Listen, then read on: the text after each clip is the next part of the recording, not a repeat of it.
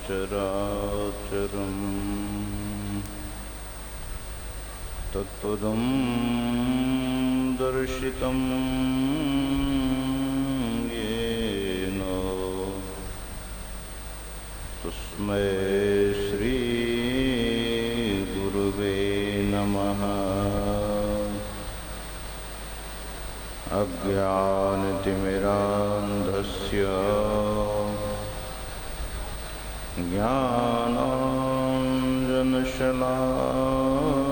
ज्ञानाञ्जनशलाकया चक्षुरुन्मीलितं येन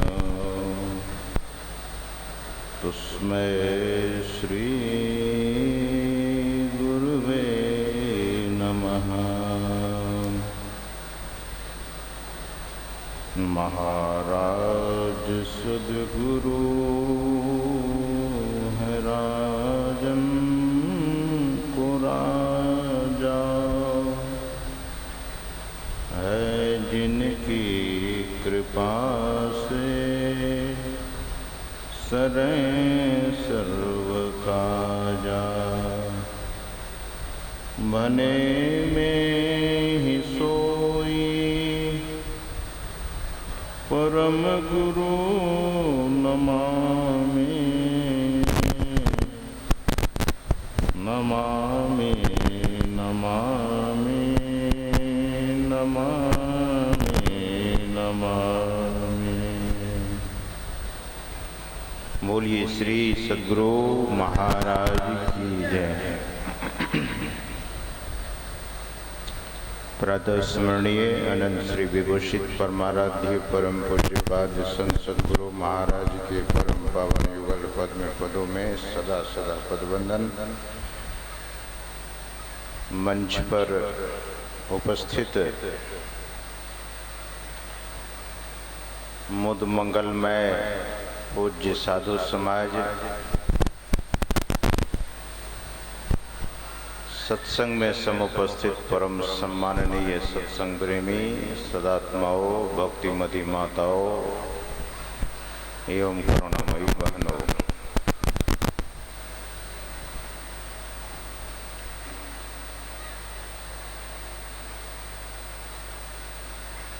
परमात्मा स्वरूप की चर्चा हम आप सुन रहे थे। समय 10 से ऊपर हो गया है और मैं तो कहूँगा जब भूख लगती है तो ब्रह्म ज्ञान नहीं सुहाता है। लंगर भी तैयारी होगा। 10 में तो बस होना चाहिए, लेकिन थोड़ी देर सेवा करके मैं अपनी वाणी को विराम दूंगा। आप 10 पार कर चुके हैं, लेकिन टस से मस नहीं होंगे तो आपका जीवन भी बड़ा सुंदर ढंग से बसेगा। जीवन हम संत महापुरुषों, हम लोगों का जीवन संत महापुरुषों की कृपा से ही बसता है, उजड़ता नहीं। हर आदमी अपने जीवन को सजाना और संवारना चाहता है। वैसे हमारे संत मत के जो विद्वान साधु पुरुष हैं, श्रद्धेय स्वामी सत्य प्रकाश जी महाराज, उनसे आपने विशद व्याख्या ईश्वर स्वरूप के संबंध में सुन ही लिया है। हमारे श्रद्धेय स्वामी परमानंद जी महाराज भी संत मत के मूल बात को रख रहे थे।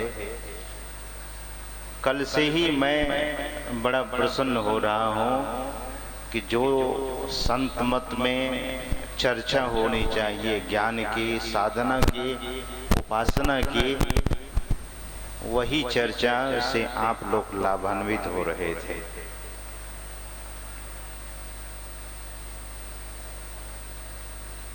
संत दुलन दास जी महाराज की वाणी में आया है कि जाग जागो आत्मा, अब पुरान दाग धो रे,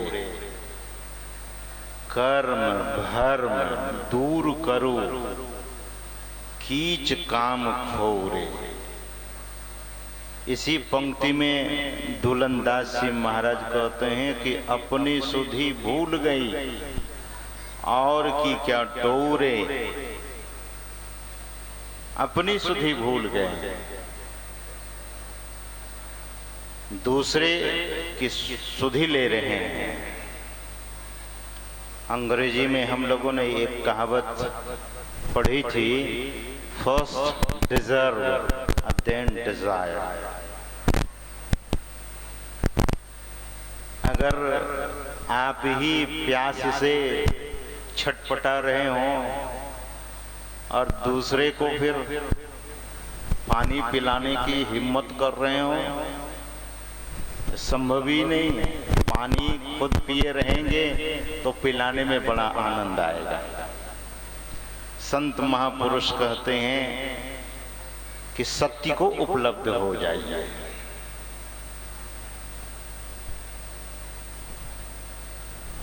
दुनिया में बहुत सारे मत और संप्रदाय,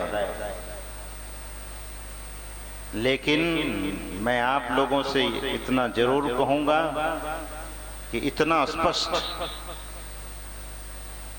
जो संत मत की साधना पद्धति है वह कहीं देखने सुनने को जल्दी नहीं मिलता।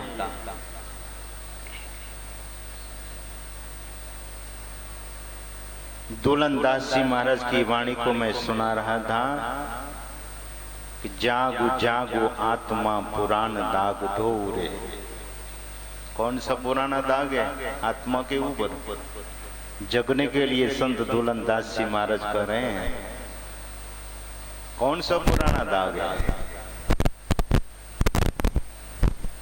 I am limited, I am insignificant. ये जो हम परिच्छिन्नत्व को प्राप्त कर लिए हैं, जीवत्व दशा को प्राप्त कर लिए हैं, जीवता का उदय हुआ है, ये सबसे बड़ा पुराना दाग है इस जीव के लिए।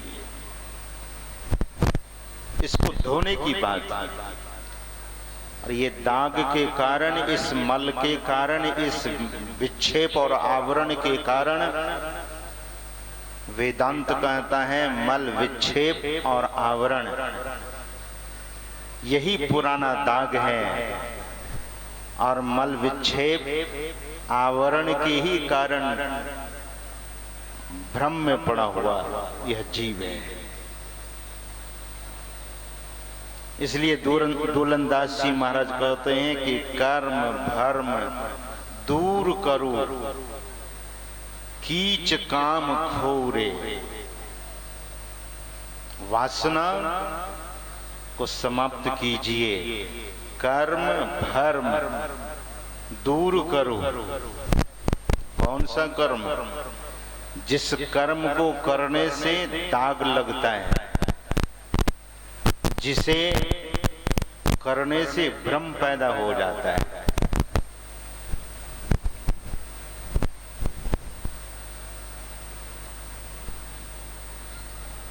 अपने भारतवर्ष में महर्षि वेदव्यास जी महाराज एक बहुत बड़े संत हुए। उन्होंने श्रीमद् भागवत की रचना की। भागवत में एक बड़ा सुंदर प्रसंग है।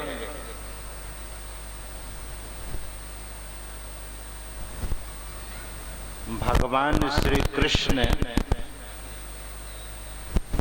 के बारे में आप लोग भी सुने होंगे कि गाय चराने के लिए ग्वाल वालों के साथ जाया करते थे।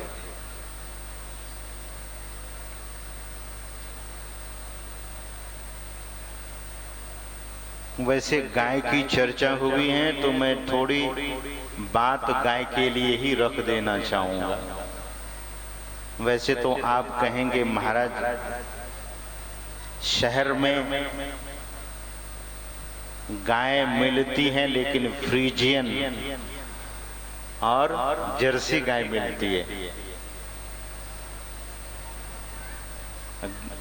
गौ माता की सेवा, कुछ ऐसी भी बात मैं आप लोगों के बीच में रखना चाहूंगा, लेकिन समाज रूप में अपने स्वास्थ्य के प्रति कौन जागरूक नहीं है? कौन हेडेक चाहता है? कौन फीवर चाहता है? कौन बुखार चाहता है? कौन सर्दी और खांसी चाहता है? एक आदमी इस पंडाल में, इस हॉल में बैठे हुए जो सर्दी बुखार खांसी चाहते हो? कोई चाहते हैं? That means you are very much concerned about your health. अपने स्वास्थ्य के प्रति आप बड़े जागरूक हैं। लेकिन अभी हो क्या रहा है? प्लास्टिक के चावल देखिए, खोपड़ी कितनी खराब हो गई है। और ये किसकी खोपड़ी खराब हुई? चाइना वालों की। क्यों? क्योंकि खाता पीता ही ऐसी चीज है। क्या खाता है? बोले धरती पर रहने वाला जो खाट और तख्त पलंग है उसको नहीं खाता, ये तो सब कुछ को खा जाता है। चाइना के लोग मक्खी, मच्छर, छिपकली, तिलचिट्टा ये सब खाता है। और जो ये कुछ खाएगा उसकी खोपड़ी खराब होगी। वो तो प्लास्टिक का ही चावल बनाएगा, प्लास्टिक का चीनी बनाएगा। हमारे हरिद्वार के स्वामी रामदेव जी महाराज बराबर बोला करते हैं, सावधान। आखिर ऐसा क्यों है? पैसा चाहिए चाइना को बहुत, और हम भारतीय लोग, भोले भाले लोग उनके प्रोडक्ट्स को खरीदते हैं और अपने जीवन को खतरे में डालते हैं। सज्जनों, पता है प्लास्टिक के चावल खाने वाले लोग कैंसर रोग से ग्रसित हो जाएगा। प्लास्टिक की चीनी खाने वाले लोग कैंसर रोग से ग्रसित हो जाएगा। कौन आदमी चाहता है कि मुझे कैंसर हो जाए? ऐसा इसलिए हुआ है कि अध्यात्म का अभाव, स्पिरिचुअलिटी का अभाव हो गया है चाइना में। लोगों की खोपड़ी खराब हो गई है। पैसा पैसा पैसा पैसा, क्योंकि उसे वास्तविक ज्ञान का पता नहीं है। समाज के प्रति, दुनिया के लोगों के प्रति जिसका भाव खराब हो गया, उसे तो बहुत बड़ा पाप लगेगा, उसे बहुत यातनाएं मिलेगी, उनका जीवन बड़ा दुखी होगा। लेकिन समझ नहीं रहा है। तो मैं आपसे निवेदन कर रहा था कि गाय का दूध, हमारे संत सद्गुरु महाराज जिनका पावन विग्रह हम आपके बीच में सुशोभित हैं, आपने सबसे ऊंचे आसन पर उनके पावन विग्रह को सुशोभित किया है। वे कहा करते थे, गाय और माय एक जैसे। ध्यान से सुनिएगा, गुरु महाराज कहा करते थे गाय और माय एक जैसे। फिर वे कहते थे नहीं नहीं, गाय माँ से भी बड़ी होती है, क्योंकि माँ का दूध कुछ महीनों तक पीते हैं और गाय का दूध जीवन भर पीते हैं। इसीलिए भगवान श्री कृष्ण हमारे आदर्श हुए, भगवान श्री राम हमारे आदर्श हुए। 24 अवतार का एक आदर्श है भारतवर्ष में। संत महापुरुषों का अवतार भारतवर्ष के लिए, हम भारतवासियों के लिए एक आदर्श है। उनके ज्ञान को अगर हम आदर न करें, हम रिस्पेक्ट नहीं करें, तो फिर हम कैसे भारतीय हैं? सज्जनों, किसी भी लोक में चले जाएं, जब तक वास्तविक ज्ञान नहीं होगा, अनलेस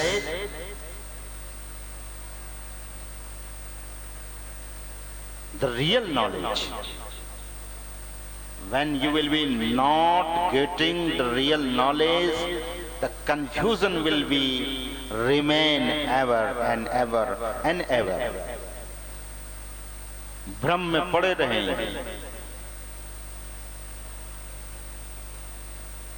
अभी बहुत सुंदर बात हमारे श्रद्धेय स्वामी परमानंद जी महाराज आपको सुना रहे थे कि सगुण साकार रूप उपासना और सूक्ष्म साकार रूप उपासना और इसी तरह से निर्गुण निराकार की भी उपासना। आकार नहीं, प्रकार नहीं, यह उपासना। अगर हमारी उपासना केवल सगुण तक रह गई तो भ्रम होने से कोई बचा नहीं पाएगा, भ्रम होगा ही होगा। तो मैं श्रीमद् भागवत के उस प्रसंग को सुना रहा था कि भगवान श्री कृष्ण ग्वाल बालों के साथ गाय चराने के लिए जाया करते थे। माता यशोदा माखन की पोटली बांध कर दिया करती थी कि बेटा भूख लगे तो ये माखन खा लेना। संस्कृत में दोपहर के भोजन को कलेवा कहा जाता है। कलेवा तो दोपहर में भगवान श्री कृष्ण अपने बाल सखाओं के साथ जब भोजन करने बैठते थे तो सबको अपना मक्खन बांट के खिलाते थे। हमारे भारतवर्ष में एक बहुत बड़े संत हुए डोंगरे जी महाराज, वे कहा करते थे अकेला खाने वाला दरिद्र होगा, बांट करके खाओ, अकेला मत खाना। अकेला खाने का मतलब क्या हुआ? अरे पत्तल और थाली तो अकेला ही होती है आपकी, लेकिन समूह में बैठकर एक समान भोजन कीजिए। महापुरुष की लीला बड़ी महत्व की होती है। भगवान श्री कृष्ण माखन सबको देते थे और सबकी घर की वस्तु भी खाते थे। एक भगवान श्री कृष्ण के सखा थे, उनका नाम था मधुमंगल। बड़ा गरीब ब्राह्मण था। 2 दिन 3 दिनों का छाछ लेकर आता था, क्योंकि उनकी माँ छाछ की भिक्षा मांगती थी। कभी छाछ नहीं मिलता था तो माँ कहती थी कि ये तो बासी छाछ है, इसे ही लेकर जाओ। भगवान श्री कृष्ण सभी बाल सखाओं से उनके वस्तु को लेते थे, लेकिन मधुमंगल से नहीं लेते थे। मधुमंगल के मन में हुआ, मन ही मन सोचने लगा मधुमंगल कि ये राजा का बेटा है, अमीर है, नंद राय का बेटा है और मैं गरीब ब्राह्मण हूं, इसीलिए मुझसे कुछ लेते ही नहीं। यह बात मधुमंगल तभी सोच रहा था जब अपना छाछ पी रहा था, मन ही मन सोच भी रहा था। इतने में भगवान उठे अपने आसन पर से और झपट लिए उनके छाछ को, जूठे छाछ को पीने लगे। इतने में ब्रह्मा जी के मन में पता नहीं क्या हुआ, ब्रह्मा जी आसमान में, आकाश में आ गए और इस लीला को देख रहे, ब्रह्मा जी देख रहे थे कि भगवान इस छोटे से क्षुद्र ग्वाल बाल सखाओं का जूठा खाते हैं। सज्जनों, भगवान तो अंतर्यामी, ब्रह्मा जी को भ्रम होने लगा कि ये ग्वाल बाल के जूठा को खा रहे हैं, ये भगवान नहीं हो सकते। ध्यान दीजिए, ये वही ब्रह्मा जी थे जब धरती आक्रांत होकर प्रार्थना करने गई थी देवताओं के पास। देवता लोग मिलकर ब्रह्मा जी के पास गए तो ब्रह्मा जी भगवान की स्तुति करने लगे।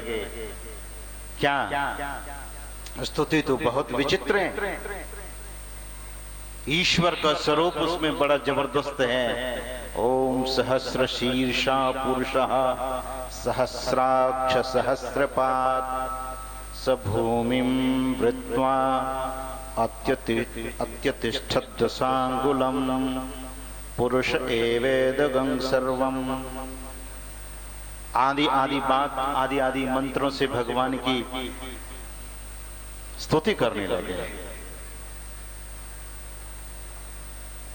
वेदाह पुरुषम, आप वेद पुरुष हैं। महांतम विभुमात्मानम, ब्रह्मा जी कह रहे हैं कि आप महान विभु हैं। ऐसे ब्रह्मा जी स्तुति भगवान की कर रहे हैं। भगवान ने कहा कि कोई बात नहीं, आप लोग चलिए, मैं कृष्ण के रूप में जन्म लूंगा। आज वही भगवान श्री कृष्ण बाल लीला कर रहे हैं। ब्रह्मा जी ने देखा, उसे भ्रम हो गया। ब्रह्मा जी ने कहा कि ये भगवान नहीं हो सकते। आप ध्यान से सुनिएगा। ब्रह्मा जी ने कहा ये भगवान नहीं हो सकते, और जैसे ही ऐसे मन में सोचा कि भगवान श्री कृष्ण मधु मंगल के मुंह में हाथ डालकर अब जो मुंह में छाछ था उसे निकालकर चाटने लगे। भगवान को इतने पर भी नहीं हुआ तो भगवान मधु मंगल के मुंह को चाटने लगे। ब्रह्मा जी ने कहा भगवान तो हो ही नहीं सकते, परीक्षा लूंगा। और परीक्षा लेने की जब बात आई तो बाल तो इधर खा रहे थे भगवान के साथ, उधर गाय को बछड़े को चुरा कर ब्रह्मलोक लेकर चले गए, ब्रह्म गुफा में छुपा देते हैं। भोजन के बाद भगवान ने कहा जाओ जाओ, गाय बहुत दूर निकल गई होगी चरते चरते, वापस लौटा ले आओ। ग्वाल बाल गया गाय देखने के लिए, तो एक भी गाय नहीं, एक बछड़ा नहीं। भगवान को आकर बोले तो भगवान आंख बंद करते हैं। ध्यान दीजिए, ये आंख बंद करने की चर्चा बराबर हम आप लोग सुनते हैं।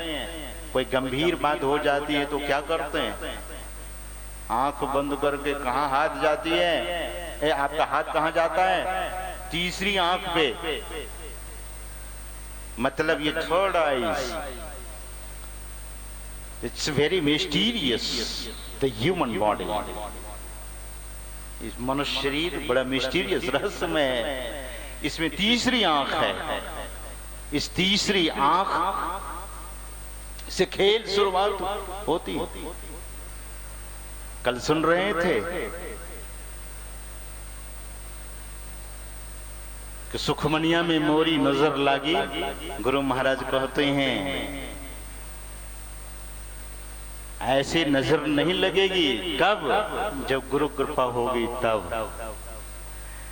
गुरु महाराज कहते हैं कि गुरु खोलें दिल द्वार, हो ब्रह्मांड में पैसार, लखिए ज्योति अपार, भजो साध गुरुए। गुरु खोलें दिल द्वार।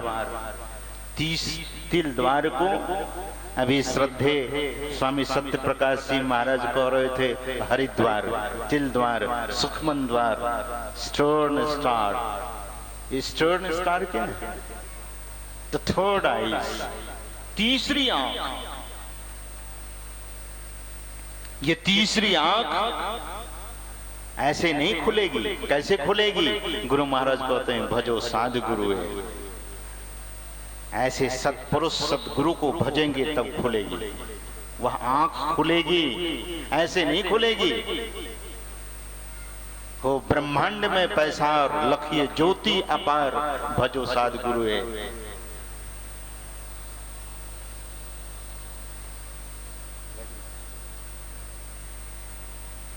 उस थर्ड आइज की जब तक प्राप्ति नहीं होगी, लेकिन भगवान तुरंत ध्यान करते हैं, पता लग गया। बोले ब्रह्मा जी तो अब खेल शुरू किया है। भगवान ने कहा कि तू खेल करोगे, तू डाल डाल तो मैं बात बात चलूंगा। भगवान श्री कृष्ण क्या करते हैं, आप लोगों को ध्यान बढ़ जाता है। एक बार गुरु महाराज की जय ध्वनि करें, बोलिए श्री। नहीं हुआ, एक बार और जोर से बोलिए, बोलिए। मैं कह रहा था आपसे, निवेदन कर रहा था कि भगवान ने कहा कि ब्रह्मा जी अब हमें भी खेल दिखाना पड़ेगा। ग्वाल बाल जब उधर गए तो उधर से ग्वाल बाल को भी उठा लिया, ग्वाल बाल को भी ब्रह्म गुफा में छिपा दिया, ब्रह्मलोक में। बोले अब पता लगेगा, जब इनके ग्वाल बालों के मां पूछेंगे इनसे, तब ये क्या जवाब देंगे, कहाँ गाय गई, कहाँ ग्वाल बाल गए। भगवान आंख बंद करते हैं और आंख बंद करके खोलते हैं तो वही सृष्टि हो गई, उतने ही ग्वाल बाल, उतनी ही गायें बन गई। भगवान इस तरह से, व्यासदेव जी महाराज लिखते हैं कि 1 साल तक ग्वाल बाल के साथ अपने बनाए हुए गाय और ग्वाल बालों के साथ लीला करते रहे। ब्रह्मा जी ने देखा कि उसकी तो हालत खराब हो गई होगी, जरा चल के देखते हैं। आए देखने के लिए तो वही ग्वाल बाल, वही गाय, वही बछड़ा। तो ब्रह्मा जी ने कहा अरे कमाल हो गया, ये वहां से कैसे ले आए। चल के वहां देखते हैं, तो वहां जब गए देखने के लिए तो वहां भी वही ग्वाल बाल, वही गाय। यहाँ आके देखते हैं तो यही ब्रह्मलोक, कभी जावे कभी नीचे गोकुल आवे। भगवान ने कहा कि अच्छा एक बार नीचे आओ तो फिर पता लगेगा। भगवान मन ही मन कहा कि एक बार नीचे आओ।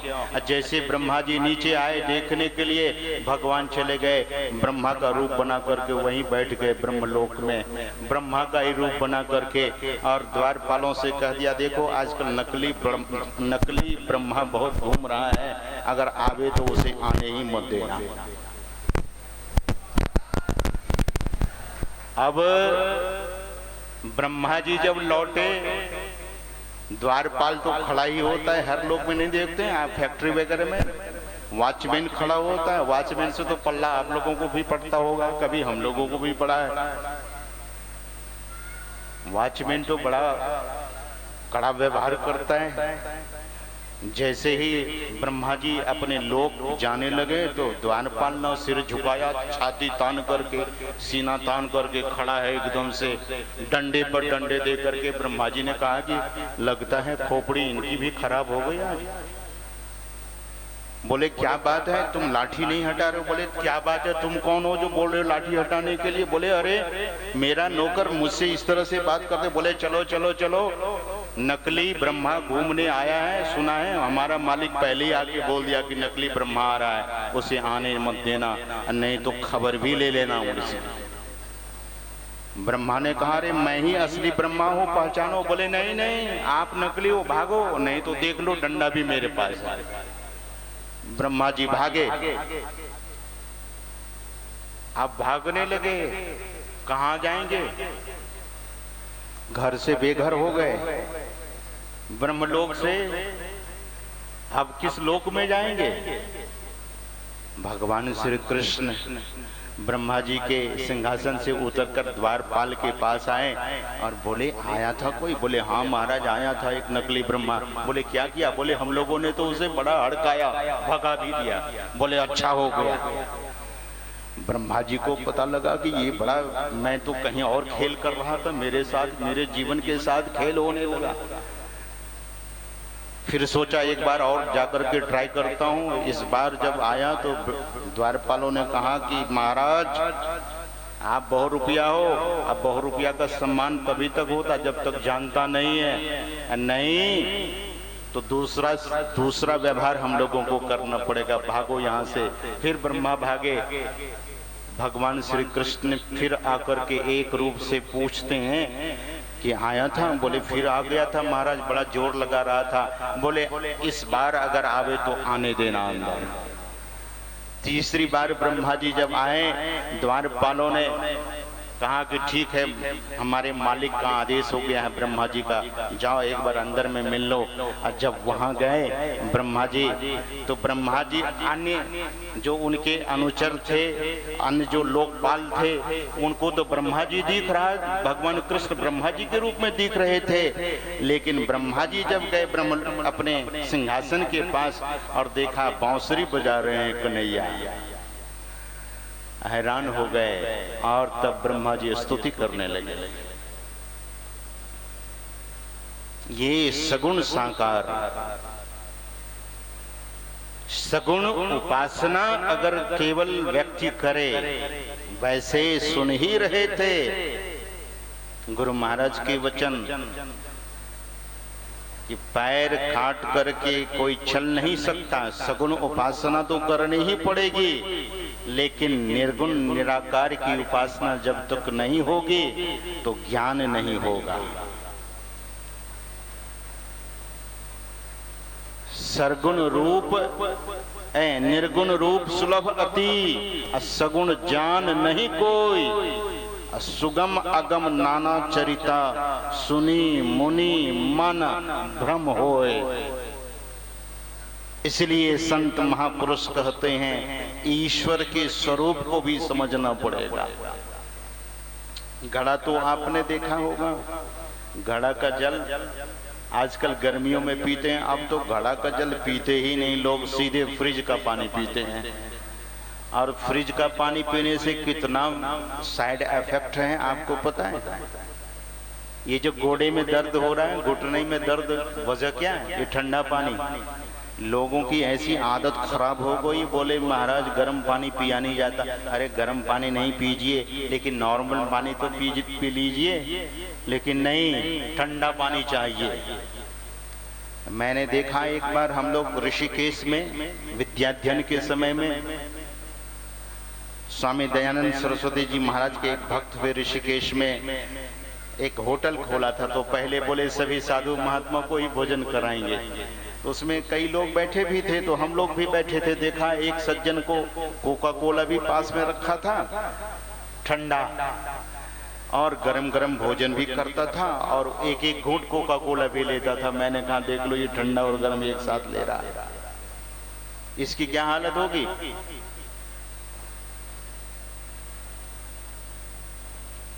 तो घड़ा में जो मिट्टी का घड़ा है, पहले जमाने में मिट्टी के बर्तन में भोजन बनता था, 100% अन्न का तत्व बच जाता था। अब स्टील है, एल्युमिनियम है, इसमें लोग भोजन करते हैं। अब ये तो संभव नहीं है, लेकिन मैं जरूर कहूंगा घड़े का भी उपयोग कितना अधिक कर सकते हैं नेचुरल चीज का, उतना करें। तो मैं आपसे निवेदन कर रहा था, घड़ा मिट्टी का बना होता है। घड़ा जब नहीं बना था तब मिट्टी था, और बन गया तब मिट्टी है, और घड़ा फूट जाने के बाद भी मिट्टी रहेगा। लेकिन फिर उसे घड़ा क्यों कहते हैं? कोई मिट्टी कहता है? घड़ा को कोई मिट्टी कहता है? आप लोग कभी बोलते हैं ये मिट्टी है? नहीं, घड़ा बोलते हैं। यही नाम और रूप जो आकार प्रकार है, समझिए। घड़ा के अंदर भी आकाश, घड़ा के बाहर भी आकाश। घड़ा के अंदर के आकाश को घटाकाश कहते हैं, और घड़ा के बाहर का आकाश जो है वह महदा आकाश है। देखिए घड़े के अंदर जो आकाश है उसमें हेलीकॉप्टर उड़ा सकते हैं। घड़े के अंदर जो आकाश है उसमें हेलीकॉप्टर या एरोप्लेन नहीं उड़ा सकते। अरे सज्जनों, हेलीकॉप्टर और एरोप्लेन की बात छोड़ दीजिए, आप अपने बच्चे को जो छोटा सा खिलौना वाला हेलीकॉप्टर देते हैं वो भी नहीं उड़ेगा उसमें। आकाश तो वो भी है, लेकिन ये परिच्छिन्नता किस चीज की है? आवरण की। हम आप भी आवरण में आ गए। ईश्वर आवरण में नहीं है। मैं आप लोगों से एक बात कह करके अपनी वाणी को विराम दूंगा। पूज्यपाद महर्षि साई स्वामी जी महाराज कहा करते थे कि 3 पर्दे के अंदर में रहने वाला जीव, ध्यान से सुनिएगा, अंधकार, प्रकाश और शब्द, इस 3 पर्दे के अंदर में रहने वाला जीव, 2 प्रकाश के अंदर में रहने वाला देवता, 2 पर्दे के अंदर में रहने वाला देवता, 2 पर्दा कौन? प्रकाश और शब्द का, और 1 पर्दे के अंदर रहने वाला यानी शब्द के शब्द रूपी पर्दा के अंदर रहने वाला ईश्वर। और इस तीनों पर्दों के परे जो हैं वही परम प्रभु परमेश्वर है। उसको जानिए। उसको जानने के लिए, उस परमात्मा को जानने के लिए ये तीनों पर्दे हटाने पड़ेंगे और तब उस ईश्वर को जान सकेंगे। ये बहुत पते की बात पूज्यपाद ने कही है और बहुत गहराई है उसमें। तो ये 3 पर्दा, ये आवरण जब तक रहेगा ईश्वर की प्रत्यक्षता, साक्षात्कार नहीं होगा। इसलिए संत सुंदरदास जी महाराज कहते हैं, पहले समझिए।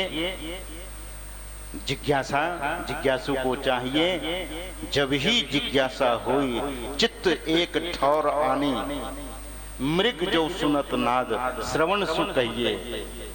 पहले श्रवण ज्ञान, फिर मनन ज्ञान, फिर निधिध्यासन ज्ञान, और अंत में संत सूरदास जी महाराज कहते हैं, यह अनुभव यह कहिए साक्षात्कार, सुंदर पारे थे गली पानी होई रही। ईश्वर को प्राप्त करने के बाद बोधत्व, वह मनुष्य फिर ज्ञानी हो जाता है। तो समय अधिक हो गया है, बहुत ज्यादा ही समय हो गया है। आज दीक्षा का भी कार्यक्रम है, दीक्षा की सूचना आपको दी जाएगी। समय अधिक हुआ जा रहा है और फिर अपराह्न वेले का भी सत्संग होना है।